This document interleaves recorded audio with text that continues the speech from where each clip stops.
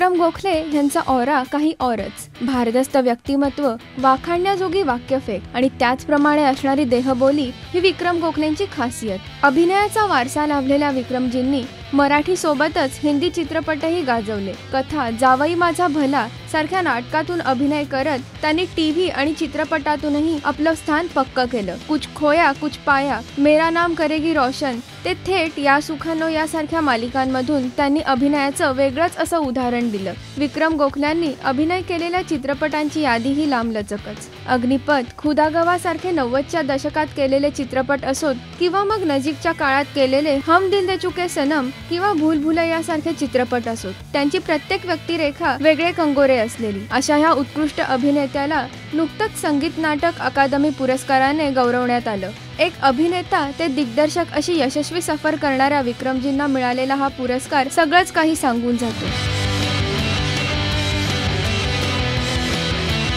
राजश्री.com करिता अदिती बेडेकर.